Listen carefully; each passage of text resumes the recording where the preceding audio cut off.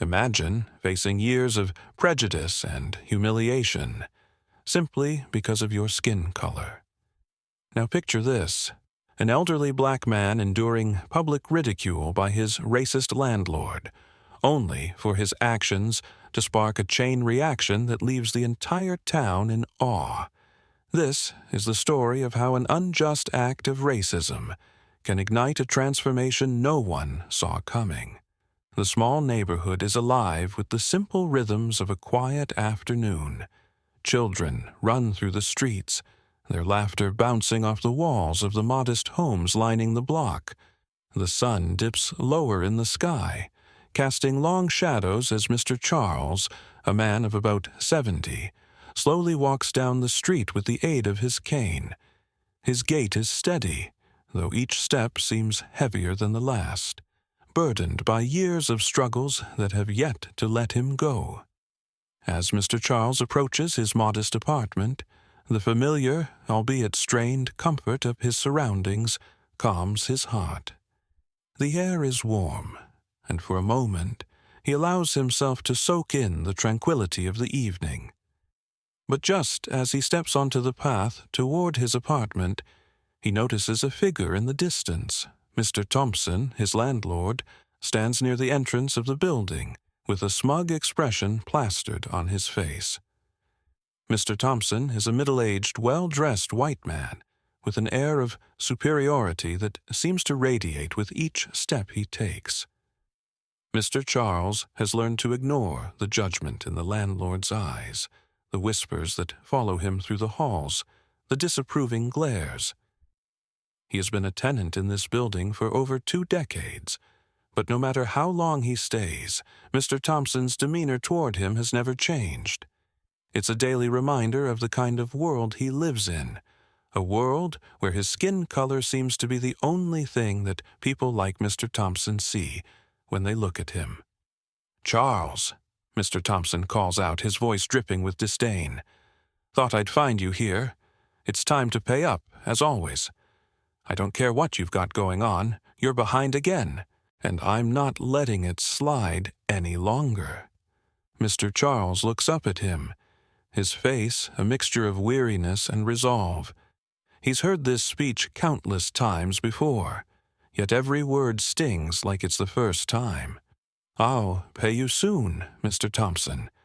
I've been a little short lately, but I'm working on it," Mr. Charles responds, his voice steady but tired. Mr. Thompson scoffs, stepping closer to him. "Short? Always a reason, always an excuse. I don't know why I even keep you around. You think you deserve special treatment, don't you?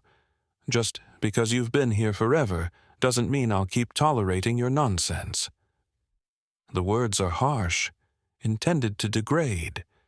Mr. Charles can feel the anger rising within him, but he swallows it down, trying to maintain his dignity.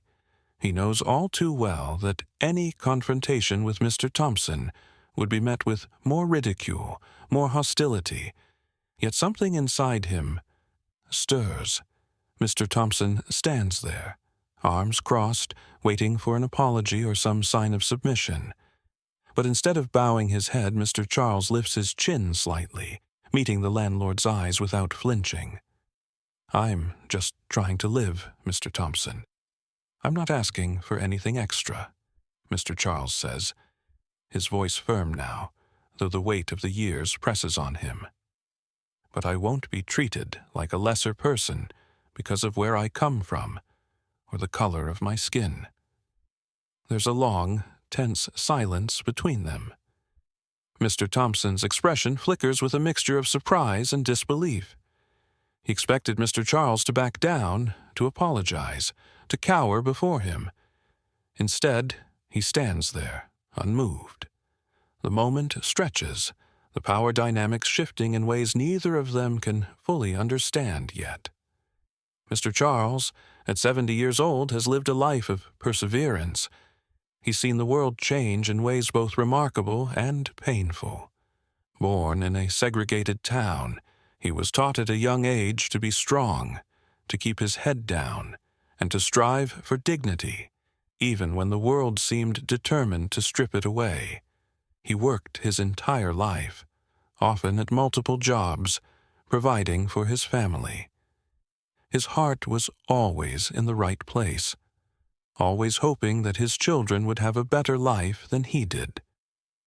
In the quiet town where he now resides, Mr. Charles has been a constant, always helping neighbors, offering a smile, and keeping to himself, living a humble, respectable life. After retiring from his job at the factory, he lived on a fixed income. His pension, though small, was enough to get by. His rent for the modest one-bedroom apartment he called home had remained reasonable under the management of Mr. Thompson. He had always paid his rent on time, never asking for special treatment, just hoping for peace and stability in his later years. But peace has been hard to find as of late. For the past few years, things have started to change. Mr. Thompson, his landlord, has grown more openly hostile, less patient with Mr. Charles and the other black tenants in the building. The quiet, kind man that once could walk through the hallways with his head held high now has to brace himself for the harsh, often unsolicited comments from his landlord. The tension in the building is palpable, and Mr. Charles knows something isn't right. He can feel it every time Mr. Thompson looks at him or speaks to him. Even though Mr. Charles is at an age where he should be enjoying the fruits of his hard work, the slow, quiet erosion of his dignity weighs on him. He has been a constant presence in the community for decades, respected by neighbors who know the integrity he carries. Yet, his landlord's behavior makes him feel as though he's invisible, a reminder that, in some eyes, no matter how long you've been a part of something, you will always be seen as less than. Mr. Thompson, on the surface, is a well-established man. He's in his late 50s, with the air of someone who feels the weight of entitlement in his very bones. He is a product of his upbringing, wealthy, conservative, and privileged in ways most people would never understand. His world is one of power and status, a world where those without the right skin color, without the right background, are viewed as inferior, unworthy of being in spaces like his. He built his wealth through investments in property and local businesses, and his name carries weight in the town. However, despite his financial success, Mr. Thompson's sense of superiority has little to do with what he has actually earned. His wealth allows him to mask the truth. He feels fundamentally uncomfortable in the presence of people like Mr. Charles and others in his position who live in the same building. To him, the black tenants, those who have lived in the building for years, are people he feels he must control to remind them of their place. His contempt for them is not subtle. Over time, he's grown more vocal in his disdain, making snide remarks about the building's lower-class tenants and treating those who don't look like him with dismissive cruelty. What began as a subtle feeling of superiority, hidden beneath the veneer of politeness, has now blossomed into an unchecked arrogance. He is not only condescending, but outwardly racist, making derogatory comments about black people, assuming that they are all the same and that they shouldn't be allowed to live in neighborhoods like this one. He'd made jokes about the way Mr. Charles spoke, belittled him for his age and his appearance, and questioned his right to live in the apartment he'd paid rent for without incident for so long. But the real power for Mr. Thompson came from knowing that as the landlord, he had control. He knew that the people who lived in his buildings were dependent on him for housing, and that in many cases they had no choice but to endure his behavior. He used his power to make them feel small, using his wealth as leverage to further assert his dominance.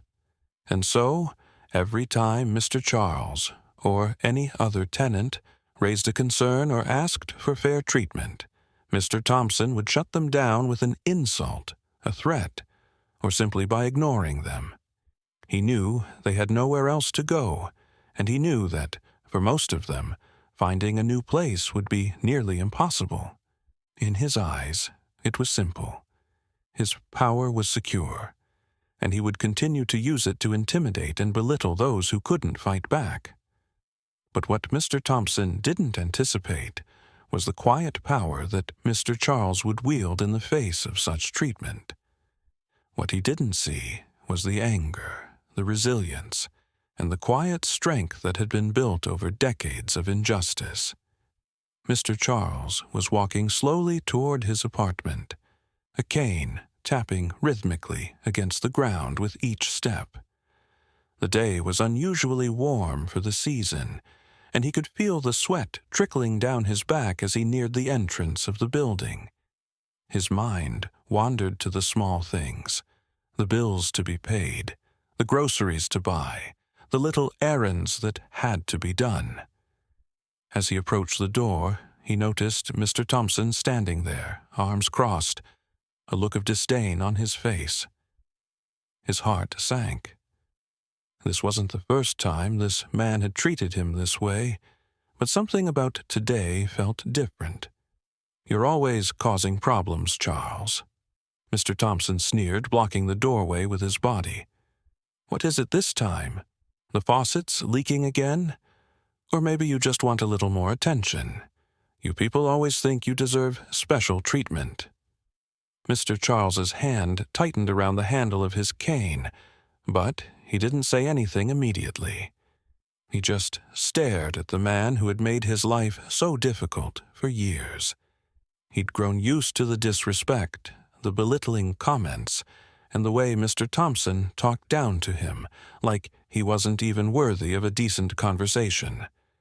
But today, he was fed up. His old bones had carried him through too much to continue letting this man treat him like he didn't matter. Mr. Thompson wasn't done yet. "You don't even deserve to live here. Why don't you just go back to where you came from?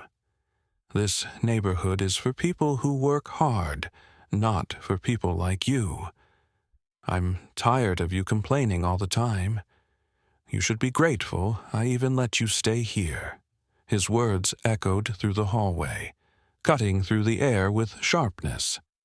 A few people passing by had started to slow down, sensing the tension.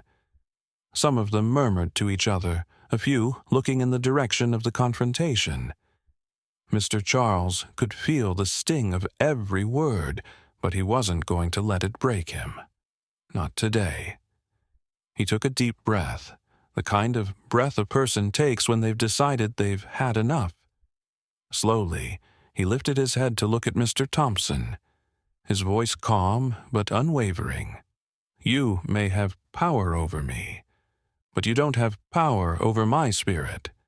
I've lived my life with dignity, and I will not let you take that from me." The words hung in the air, heavy and deliberate. There was a brief moment of silence before the crowd around them seemed to shift, some of the onlookers feeling uncomfortable with the way Mr. Thompson had been speaking. A few of them pulled out their phones, recording the exchange, capturing the moment when a man who had lived through so much, yet had been subjected to so little respect, stood tall in the face of cruelty. Others looked at the ground, too uncomfortable to make eye contact, but unwilling to walk away. Mr. Thompson paused. His mouth opened and closed as if he were searching for something to say, but the words didn't come. For the first time in years, his arrogance seemed to falter. The moment of power he had always assumed he had over Mr. Charles was slipping away. "You're not going to get away with this, Thompson," Mr. Charles continued, his voice steady now. "This isn't about the faucet or whatever you think I've done. This is about you treating people with respect. You can't bully me anymore. I've lived through worse than you." For a brief second, Mr. Thompson's face faltered, his eyes darting around. his sense of control over the situation weakening. The crowd, now growing slightly larger, could feel the power shift. Some were more vocal, their discomfort turning into quiet whispers of approval for Mr. Charles. But still, none of them intervened directly. It was as though they too were caught between empathy for Mr. Charles and the fear of confronting someone like Mr. Thompson, who had wielded his power over this building for so long. Mr. Charles stood his ground, not moving an inch. He wasn't just defending himself in this moment. He was standing up for every person who had been belittled, every person who had been ignored or demeaned by people like Mr. Thompson. The few seconds that passed felt like hours. And when Mr. Thompson finally spoke, it was not with the same confident tone he'd used before. "Get inside," he muttered, his voice low and defeated, stepping aside. As Mr. Charles entered his apartment, the crowd slowly began to disperse, some still recording, others whispering to each other about what they had witnessed. But Mr. Charles wasn't thinking about them. He was thinking about something far more important. His dignity, which he had fought for all his life, had not been taken from him today. "Where are you watching from? And what time is it? Do you think Malik's bravery shows us the true meaning of courage and kindness?" Share your thoughts below. The following day, the footage of Mr. Thompson's verbal attack on Mr. Charles exploded across the internet. The video, filmed by an anonymous onlooker, had quickly made its rounds on social media and news stations. It wasn't long before the entire town was talking about it. The anger that had been brewing for years in the community suddenly erupted. At first, it was disbelief. How could someone in a position of power like Mr. Thompson treat a longtime tenant, an elderly black man, like that? Then came the outrage. Local activists, who had long been fighting for tenant rights and fair treatment, were quick to join in the conversation, calling for immediate action. Mr. Thompson, once seen as an untouchable figure in town, was suddenly under intense scrutiny. News outlets broadcast his humiliating behavior, and social media flooded with demands for justice. It seemed like the whole town was finally waking up. For the first time, the community, which had been too passive in the past, found its voice. People who had once looked away when they witnessed acts of prejudice now spoke out. They condemned Mr. Thompson's treatment of Mr. Charles, expressing their shame at having allowed such behavior to go unchecked for so long. Many spoke of how they had never really known the full extent of Mr. Thompson's cruelty toward the tenants, especially those of color, but now they couldn't ignore it any longer. What shocked the town even more was the revelation that Mr. Charles had been working quietly behind the scenes, gathering allies among the tenants and local activists. For months, he had been putting together a plan that would ensure that the building no longer remained under the oppressive control of Mr. Thompson. With the help of the community, Mr. Charles had secured the resources and backing to buy the property. His vision was clear: a community-run cooperative, where tenants had a voice in their living conditions and weren't subject to the whims of a racist landlord. The video had served as the spark, but the efforts that had been quietly underway for months were now coming to fruition. Mr. Charles had built a coalition of support that stretched beyond the building he lived in. Local politicians, activists, and even everyday people who had witnessed the video joined forces to ensure that the building would be returned to the people who had lived there for years, paying rent without the security or respect they deserved. The following day, a crowd gathered in front of Mr. Thompson's building. The news cameras were rolling, capturing the historic moment. The energy in the air was electric, a mix of anticipation and defiance. When Mr. Thompson arrived, he was met by a group of tenants, local reporters, and activists, all standing in front of the building he once ruled over. His face fell when he saw the scene in front of him. He knew something had changed, but he hadn't yet realized the magnitude of what was about to happen. The reporters surrounded him, cameras flashing, but it was Mr. Charles who stepped forward to address the crowd. "This is no longer your building, Mr. Thompson," Mr. Charles said, his voice steady but filled with power. "We've worked together, and now this property belongs to the people who live here." A wave of shock passed over Mr. Thompson's face as the full realization hit him. He was no longer in control. His grip on the building, once firm and unquestioned, had slipped away, replaced by the unity and collective power of the people he had belittled for so long. The tenants, who had once been subjected to his unjust authority, now stood together with pride, knowing that they had won. Mr. Thompson had no choice but to accept his defeat. For a few moments, there was nothing but silence as the weight of the moment settled in. Then, the crowd erupted into cheers, their voices carrying the sweet sound of justice finally being served.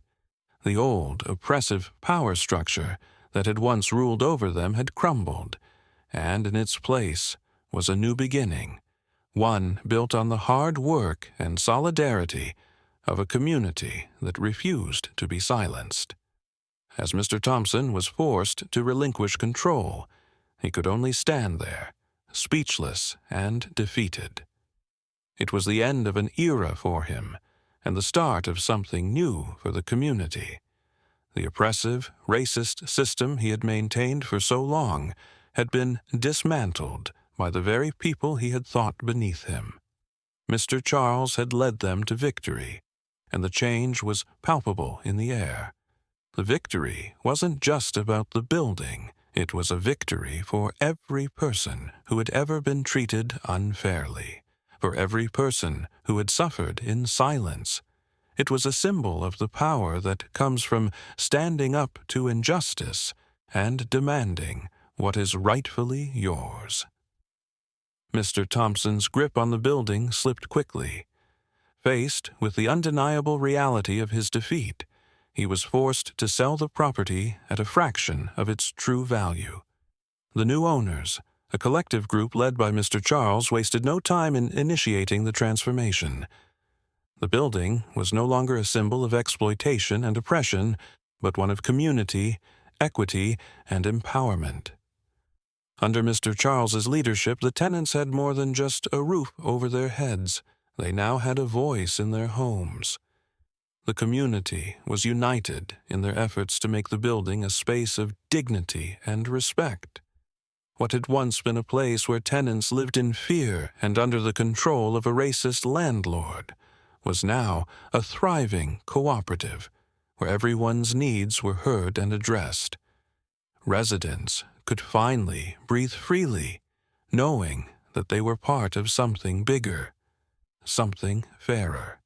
The town council, finally forced to confront the deep-rooted issues of inequality and corruption, took swift action. They promised to hold Mr. Thompson fully accountable for his actions, making it clear that no one, regardless of their status, was above the law.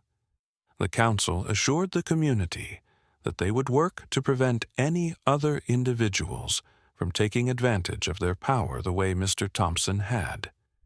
To ensure that this wouldn't happen again, they enacted measures that would make landlords more accountable, including a comprehensive review of housing policies and practices.